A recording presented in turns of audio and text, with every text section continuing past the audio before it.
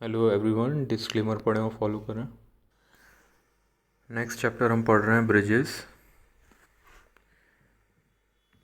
नदी, नाले, वृहत नहर, घाटियों या खाई तथा इसी तरह के अन्य बाधाओं को पार करने के लिए निर्मित संरचना पुल या ब्रिज कहलाती है। आजकल ये पुल सड़क या रेल मार्ग के ऊपर से यातायात गमन हेतु प्रयुक्त किए जा रहे हैं। पुलिया या कलवर्ट मोटे तौर पर पुल का ही छोटा रूप है।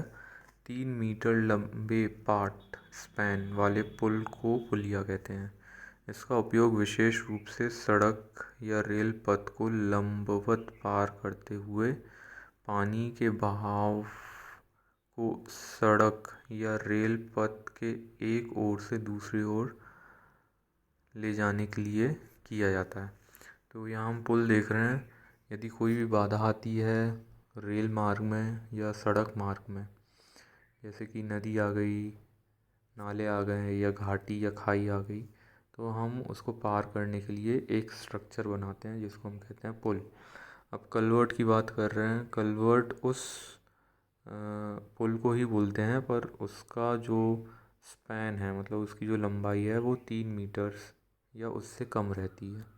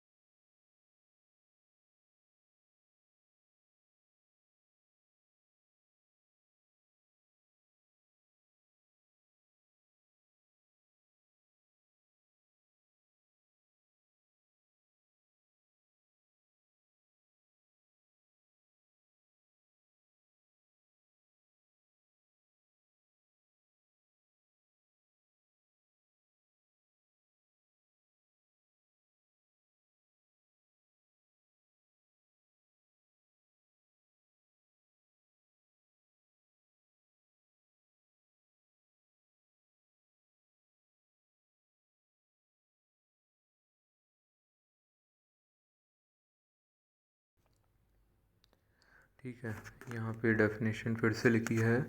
नदी, नाले, वृहत नहर, घाटियाँ, खाई इत्यादि बाधाओं को पार करने के लिए निर्मित संरचना पुल कहलाती है। इसका पार्ट 3 मीटर से अधिक होता है। और पुलिया क्या होता है? छोटे पुल जिसका अधिकतम पार्ट 3 मीटर होता है उसे पुलिया कहते हैं। ठीक है, अगला लिखा है, अगला हेडिंग है पुल अथवा पुलिया निर्मित करने के लिए स्थल का चयन, selection of bridge and culverts. Right, पहले हमें ये देखना पड़ेगा कि हमें पुल बनाना कहाँ है। किसी भी पुल या पुलिया को निर्माण करने के लिए जगह का चुनाव करते समय हमें वहाँ की भौगोलिक स्थिति, आर्थिक एवं सुरक्षात्मक दृष्टि के साथ साथ कभी कभी राजनीतिक परिस्थितियों का भी ध्यान रखना पड़ता है। फिर भी इंजीनियर पुल निर्माण के लिए जगह का चयन करते समय निम्नलिखित बातों का ध्यान रखता है। पहला, अप्रोच रोड, पहुँच सड़क। पुल ऐसी जगह पर निर्मित किए जाए जहां दोनों तरफ की सड़कों को आसानी से जोड़ा जा सके। पहुंच सड़क सीधी होनी चाहिए। अगला है नदी का सीधा बहाव, स्ट्रेट फ्लो ऑफ रिवर। पुल स्थान पर नदी के पानी के बहने की दिशा सीधी पुल की तरफ होनी चाहिए। पुल का बहाव नदी का बहाव पुल के ऊर्ध्व प्रभाव अपस्ट्रीम तथा अनुभव प्रभाव डाउनस्ट्रीम के दोनों तरफ संरेखित एवं सीधा होना चाहिए। टेढ़े मेढ़े प्रवाह की वजह से नदी का कटाव बढ़ जाता है, जिसका प्रभाव पुल के अधर स्तर संरचना पर पड़ता है। तो ये जैसे ये हम डायग्राम देख रहे हैं, तो हमें जो पुल है वो सीधा बनाना चाहिए 90 डिग्री में, इस तरह एंगल में नहीं बनाना है। और सपोज़ यहाँ से जो है नदी का बहाव इस डायरेक्शन में हो रहा है, तो ये कहलाएगी उसकी अपस्ट्रीम, ये कहलाएगी उसकी डाउनस्ट्रीम। तो उन्होंने यही बोला है कि जो बहाव है वो सीधा सीधा होना चाहिए।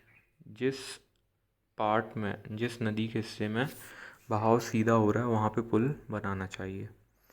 अगला लिखा है विड्थ ऑफ रिवर, जहाँ पर पुल की चौड़ाई न्यूनतम हो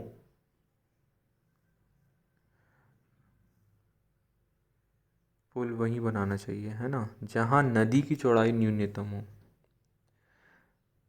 वहाँ पुल अच्छा बनेगा।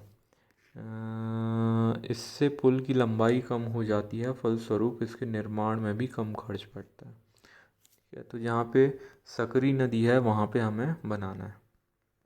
अगला वेलोसिटी ऑफ फ्लो, नदी का तट सीधा व दृढ़ होना चाहिए।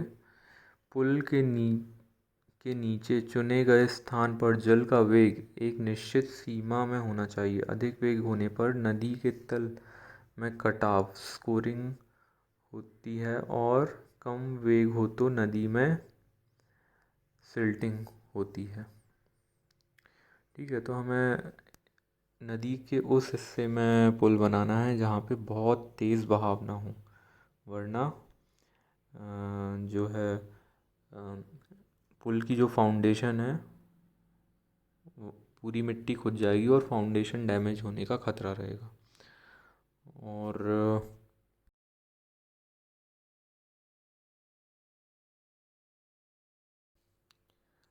अगली हेडिंग है राइट एंगल क्रॉसिंग। पुल नदी के लंबवत दिशा में बनाया जाता है क्योंकि ऐसे पुल अधिक मजबूत होते हैं। जहाँ तक संभव हो तिरछे पुल या स्क्रू पुल नहीं बनना चाहिए। तिरछे पुल का ये डायग्राम दिया है, तो तिरछे पुल भी हम बना सकते हैं, पर उससे डिज़ाइन जो है पुल की वो थोड़ी कॉम्प्लेक्स हो जाती है और लोड डिस्ट्रीब्यूशन, लोड कैलकुलेशन ये सब थोड़ा मुश्किल हो जाता है। तो हम प्रेफर करते हैं कि जो भी पुल हैं वो नदी के 90 डिग्री पे क्रॉस हों। ये जैसे यहाँ पे एंगल जो है वो 90 डिग्री होना चाहिए। अगला है फाउंडेशन या नींव। पुल स्थल पर मिट्टी की प्रवृत्ति ऐसी होनी चाहिए कि पुल के पायों के लिए अनावश्यक गहराई ना खोदनी पड़े। कुछ गहराई पर यदि चट्टानें अब भूत मिल जाए तो यह उत्तम है। तो यहाँ पे अच्छी चट्टानें मिले वहाँ पे हमें पुल बनाने को प्रेफर करना चाहिए। अगला है श्रमिक व सामग्री, लेबर एंड मटेरियल। पुल निर्माण में अत्यधिक कुशल अनुभवी श्रमिक की ज़रूरत पड़ती है। इनकी संख्या भी पर्याप्त मात्रा में होनी चाहिए। निर्माण सामग्री तथा सीमेंट, लोहा, चूना पत्थर इत्यादि भी पर्याप्त मात्रा में कार्यस्थल के समीप उपलब्ध होना चाहिए। इसके अलावा निकृष्ण मृदा की भार धारण क्षमता,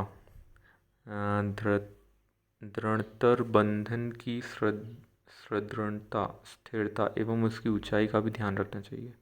ठीक है, तो मिट्टी की जो क्वालिटी है उसका भी ध्यान रखना है, अच्छी बियरिंग कैपेसिटी की मिट्टी हो।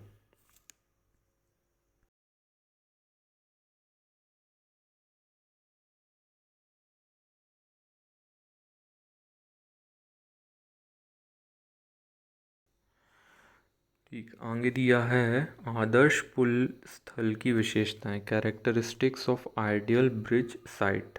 अच्छी, जहाँ पे हम ब्रिज बना रहे हैं वो उस जगह की क्या क्या विशेषता होनी चाहिए। वैसे हमने पढ़ ही लिया ऊपर, पर इसको यहाँ पे सम अप किया है। जहाँ पुल निर्माण किया जा रहा है वहाँ पर नदी का बहाव संरेखित होना चाहिए, एक डायरेक्शन में होना चाहिए, ज़्यादा उथल पुथल या जिगजैग पैटर्न में बहाव नहीं होना चाहिए। दूसरा, नदी की चौड़ाई न्यूनतम हो, इससे पुल की लंबाई कम हो जाती है। नदी का आधार दृढ़ होना चाहिए, अच्छी फाउंडेशन मिलती है। स्थल पर नदी के किनारों के तट बंधे ऊंचे, मजबूत एवं स्थायी होने चाहिए। पुल स्थल नदियों के सही संगम के पास न चुनें। मिट्टी की धारण क्षमता अधिक होनी चाहिए। यदि चट्टानी अवभूमि हो तो यह पुल के लिए अति उत्तम है। नदी के प्रवाह के लंबवत से रेलवे लाइन या सड़क मार्ग हमें निकालना चाहिए।